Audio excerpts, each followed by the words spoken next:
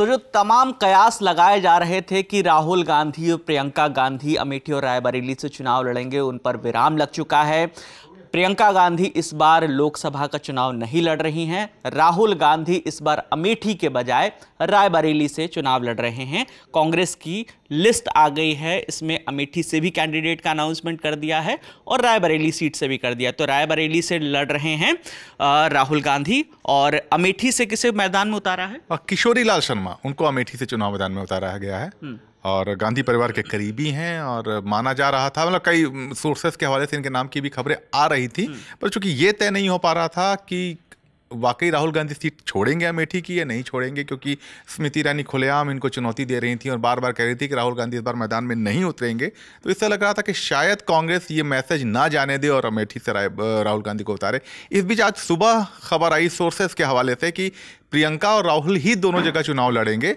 हो सकता है राहुल गांधी रायबरेली से लड़ें और प्रियंका गांधी अमेठी से लड़ें, लेकिन अभी कुछ देर पहले जो कांग्रेस ने लिस्ट जारी की है वहां पर किशोरी लाल शर्मा का नाम है अमेठी से, यानी कि प्रियंका गांधी फिलहाल तो कहीं से चुनाव नहीं लड़ रही हैं। अब हो सकता है आगे कुछ भूमिका बने तो नहीं कहा जा सकता, पर फिलहाल अमेठी राहुल गांधी ने छोड़ दिया है।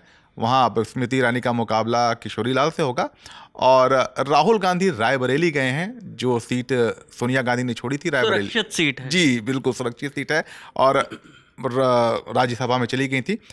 अब हालांकि जो सुरक्षित सीट है, आपने जो बात बोली, अब यहाँ भी एक पेच है। अगर मेरे पास डेटा मेरे सहयोगी रवि सुमन ने भेजा है, 2006 के उपचुनाव में सोनिया गांधी के जो जीत का अंतर है वो 4,17,000 था।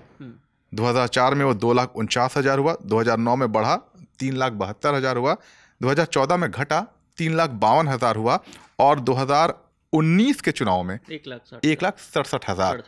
और ये अंतर, जो बहुत भारी अंतर, जो गैप को कम किया, उसी को बीजेपी ने एक बार फिर से चुनाव मैदान में उतारा है। 2019 के कैंडिडेट जो थे बीजेपी के रायबरेली सीट से, उन्हीं को दोबारा से टिकट दिया है, उन्हीं को दिया है, वापस टिकट दिया है और वो योगी सरकार में राज्य मंत्री भी हैं और उनका इस क्षेत्र में काफ़ी प्रभाव माना जाता है, लगातार काम भी कर रहे हैं। और इस बीच बीजेपी ने एक और सोशल इंजीनियरिंग पिछले कुछ सालों में की है। इलाके के जो कांग्रेस के बड़े नेता और विधायक हैं, चाहे वो अमेठी के हों या रायबरेली और सुल्तानपुर, इन सबको धीरे धीरे बीजेपी में शामिल किया गया है, चाहे वो अमृता हो या कई और नेता हैं।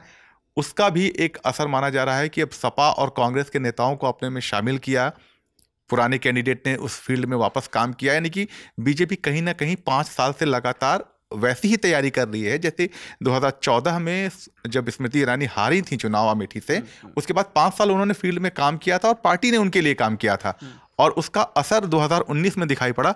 और शायद सबसे बड़ा असर बीजेपी की जो अमेठी में स्ट्रेटेजी है उसका, वो आज दिखाई पड़ा जब अमेठी से राहुल गांधी ने अमेठी सीट छोड़ दी। हाँ, दरअसल चर्चा ये भी हो रही थी कि जब से नाम अनाउंस हुआ है और उससे पहले ही स्मृति ईरानी बहुत एक्टिव हैं, सभाएं तो कर ही रही लगातार। राहुल गांधी अभी एक बार भी अमेठी नहीं गए, वो अपना वायनाड का चुनाव लड़ रहे थे, वहाँ मतदान हो गया, तो ये उम्मीद लगाई जा रही थी कि वहाँ मतदान कराने के बाद वो आएंगे अमेठी और अमेठी से फिर उनकी टीम आएगी, चुनाव लड़ेंगे। लेकिन राहुल गांधी की अभी तैयारी भी नहीं दिख रही थी इस तरीके से कि अमेठी से लड़ेंगे। शायद कांग्रेस थोड़ा सा शहमात का खेल खेलने की कोशिश कर रही थी। कल शाम को अमेठी और रायबरेली के जो कांग्रेस ऑफिस हैं उनकी रंगाई पुताई की गई, वहां कुछ नए बैनर पोस्टर लगाए गए। रायबरेली में प्रियंका गांधी के पोस्टर थे, वहां राहुल गांधी गायब थे। अमेठी में राहुल गांधी के पोस्टर लगाए गए, साथ में अखिलेश यादव के पोस्टर थे, वहां प्रियंका गांधी नहीं थी। तो कहीं ना कहीं कांग्रेस ने कंफ्यूज करने की कोशिश की बीजेपी को और काफी हद तक मीडिया को भी, कि इससे एक संकेत निकाला जाए कि शायद प्रियंका गांधी रायबरेली से लड़ रही हैं और राहुल गांधी अमेठी से ही चुनाव लड़ रहे हैं। और बीच बीच में कुछ सोर्सेस के हवाले से जानबूझ के खबरें लीक की जाती हैं, आपको पता है कि नहीं, राहुल गांधी ही अमेठी से लड़ रहे हैं और प्रियंका। तो कहीं ना कहीं कंफ्यूजन क्रिएट करने की कोशिश की गई ताकि बीजेपी के रणनीतिकार जो है बहुत ज़्यादा अंदाजा ना लगा पाए, क्योंकि बीजेपी ने भी आखिरी समय तक सीट होल्ड करने की कोशिश की, रायबरेली की कैंडिडेट डिक्लेयर नहीं किया। कल जाकर उन्होंने अपना उम्मीदवार उतारा है। तो उनके बाद जो कांग्रेस को था कि हम लास्ट में हम रहेंगे, तो शायद वही एक वजह है। और अगर ये रणनीति थी तो उसमें कुछ हद तक तो कामयाब कांग्रेस हुई ही है कि एक सरप्राइज एलिमेंट। जिस तरीके से हम देखें कि केरल की जो सीट है वायनाड, कहा जाता है कि सुरक्षित सीट है कांग्रेस के लिए, उसी तरीके से रायबरेली को भी अभी तक कहा जा रहा था कि इसमें जितनी बार भी चुनाव हुआ है तो करीब 13 बार जो है कांग्रेस जीती है और बाकी उसमें बीजेपी के हाथ ये वाली सीट आई है। तो इसमें ये चर्चा चल रही थी कि अगर प्रियंका गांधी को यहाँ से उतारा जाता तो संभावना ये भी थी कि नेक टू नेक, जैसे आपने बताया कि मार्जिन कम होता गया। लेकिन अब अगर राहुल गांधी इस सीट से जीत जाते हैं तो वायनाड और 2 सीटों से वो होंगे, 1 सीट से उन्हें इस्तीफा देना होगा। तो क्या ये उम्मीद, ऐसी कयास भी हैं कि 1 सीट से फिर प्रियंका गांधी को, और वो शायद वायनाड की सीट हो सकती है? देखिए, 1 सीट तो छोड़नी पड़ेगी, और हाँ, आपने बिल्कुल सही कहा। मुझे भी ऐसा लगता है व्यक्तिगत तौर पर कि वायनाड एक सेफ सीट होगी, और प्रियंका गांधी की जो एंट्री है सियासी, मैं कहूँगा संसदीय राजनीति में, उसके लिए उससे सुरक्षित कुछ नहीं हो सकता। क्योंकि अगर प्रियंका गांधी जोखिम उठाती हैं और पहले चुनाव खुदा ना खास्ता वो हार जाती, तो ये कांग्रेस के लिए और गांधी परिवार के लिए एक बहुत बड़ा निगेटिव मैसेज जाता, और बीजेपी इसको एक अलग तरीके से पेश करती। तो शायद बीजेपी की उसी नीतियों को, रणनीतियों को थोड़ा सा फेल करने के इरादे से ये कहा, और सही 1 सीट तो छोड़नी पड़ेगी। और अगर दोनों सीट पर जीतते हैं राहुल गांधी, तो कई राजनीतिक विश्लेषक भी ये बात मान रहे हैं, मुझे भी व्यक्तिगत तौर पर लगता है कि वो सीट, जैसे कि आपने कहा, वायनाड हो सकती है, क्योंकि वहाँ अपेक्षाकृत बहुत ज़्यादा सुरक्षित है अगर रायबरेली से तुलना करें तो। रायबरेली में फिर भी, जो कि बताया जिस तरह से सीटें घट रही हैं, जीत का अंतर कम होता जा रहा है, उससे टक्कर मानी जा सकती है। लेकिन वायनाड में फिलहाल कोई बहुत ज़्यादा टक्कर देता हुआ कोई कांग्रेस को नज़र आ नहीं रहा है। तो जो रायबरेली की सीट है, वहाँ से 5 बार की सांसद रही सोनिया गांधी। उससे पहले भी सतीश शर्मा, जो नेहरू गांधी परिवार के करीबी थे, वो सांसद रहे। सोनिया गांधी 2004, 6, 9, 14 और 19। उसके बाद राजस्थान से वो राज्यसभा सीट, राज्यसभा के जरिए वो सांसद बन गई, और ये सीट जो है उन्होंने छोड़ दी। अब यहाँ से राहुल गांधी चुनावी मैदान में। और जिस सीट से राहुल गांधी थे 2004, 2009, 2014 3 बार सांसद रहे, लेकिन 2019 में वो स्मृति ईरानी से चुनाव हार गए। और इस सीट पे संजय गांधी, राजीव गांधी, सोनिया गांधी, वो लोग भी चुनाव यहाँ से जीत चुके हैं।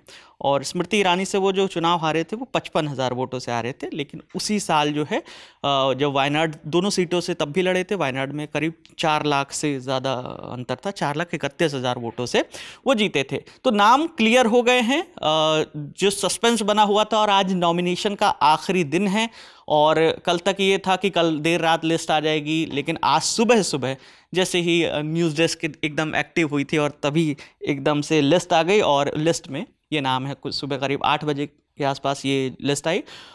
और अब आप ये बताइए कि राहुल गांधी को रायबरेली से चुनाव लड़ाना, अमेठी से ना लड़ाना, ये जो फैसला है कांग्रेस का, इस पर आप क्या राय रखते हैं? और ये जो लिस्ट में जो 2 नाम हैं, एक कैंडिडेट के बारे में लोग कह रहे हैं कि उनकी ग्राउंड पर पूछ परख नहीं है, लेकिन ये लोकसभा का काम, दोनों लोकसभा का काम देखते थे। जो वहाँ से मौजूदा सांसद थे, उनके प्रतिनिधि के तौर पर जो कैंडिडेट को उतारा है, एक्चुअली फील्ड में यही होते थे, क्योंकि बहुत ज़्यादा सोनिया गांधी जाती नहीं थी वहाँ पर, जो तो फील्ड में ये होते थे, तो ऑब्वियसली पब्लिक के साथ ज़्यादा कनेक्टेड थे काम। तो जाहिर सी बात है, पार्टी का ऐसा मानना है कि वहाँ के संगठन पे और काफ़ी हद तक मतदाताओं पर भी इनका प्रभाव हो सकता है, ऐसा कांग्रेस मानती है। तो उस हिसाब से उन्होंने एक फैसला किया। दूसरा, एक गांधी परिवार का करीबी होना और जनता के बीच मैसेज देना है कि नहीं, एक तरह से गांधी परिवार का खड़ा रखकर ही कोई चुनाव मैदान में उतरा है। लेकिन अभी तक उन्होंने कोई चुनाव नहीं लड़ा है, ना कोई विधानसभा का, ना लड़ा है। और मेरे पास कुछ, हमारी टीम ने कुछ डेटा भेजे हैं जिस समय मैं आपसे बात कर रहा हूँ। तो अगर वोटिंग परसेंटेज देखें तो 2004 में 21.31% का अंतर था कांग्रेस और सपा के बीच में। सपा वहां नंबर 2 पे थी। 2009 में बीएसपी नंबर 2 पे आई, और जो जीत का अंतर था वो करीब 11.37% का था। रायबरेली सीट की मैं बात कर रहा हूं। बीजेपी 2014 में जाकर यहां पे 2nd नंबर पे आ पाई, यानी कि बीजेपी ने बहुत ज्यादा अपने आप को इंप्रूव किया इस दौरान। लेकिन तब भी जो जीत का अंतर था, कांग्रेस को 63% वोट मिले थे करीब करीब, और बीजेपी को 21.5%, जीत का मार्जिन 15% से ज्यादा का था। और 2019, जिसको कि बहुत कांटे की टक्कर मानी जा रही, वहां अगर टोटल वोट स्विंग देखें तो 55.8% वोट सोनिया गांधी के फेवर में गए थे, कांग्रेस के फेवर में, और बीजेपी को 38.36 मिला था। यानी कि फिर भी जीत का अंतर जो है वो कुछ बहुत, वो नहीं, परसेंटेज में देखें तो कोई बहुत ज्यादा अंतर कम नहीं हुआ था। तो रायबरेली को अगर कांग्रेस मान रही है कि अगर इस ट्रेंड पे यकीन करें तो सुरक्षित सीट तो बहुत गलत नहीं है, आंकड़ों के हिसाब से तो कम से कम नहीं है। अब इस 5 साल में बहुत ज्यादा धरातल में कोई परिवर्तन हो गया हो, जैसे अमेठी में हो गया था, तो उसका नहीं कहा जा सकता। पर कांग्रेस, आपने जो बात कही कि दोनों जगह राहुल गांधी जीत सकते हैं और कहीं एक उनको इस्तीफा देना है, तो शायद वो रायबरेली रखें, क्योंकि एक बहुत ही निगेटिव मैसेज जा रहा है कि कांग्रेस, गांधी परिवार जो है उत्तर भारत छोड़ के दक्षिण में चला गया है, तो वो शायद रखें और अपनी बहन को, प्रियंका को, दक्षिण से लड़ाएं, ताकि उत्तर और दक्षिण दोनों पर जो है वो पार्टी की और परिवार की पकड़ बनी रहे। ठीक है, तो किशोरी लाल शर्मा और को टिकट दिया है अमेठी से स्मृति ईरानी बीजेपी की कैंडिडेट हैं, और दिनेश प्रताप सिंह को जो है रायबरेली से टिकट दिया है। पिछली बार भी ये बीजेपी के कैंडिडेट थे और वहां से इस बार लड़ रहे हैं राहुल गांधी। इस पूरी खबर पर आपकी जो भी राय है आप हमें कॉमेंट सेक्शन में जरूर बताइएगा। कैमरे के पीछे मेरे साथी असद हैं, मेरा नाम विकास वर्मा है। देखते रहिए दिल लल्लड़ टॉप। शुक्रिया।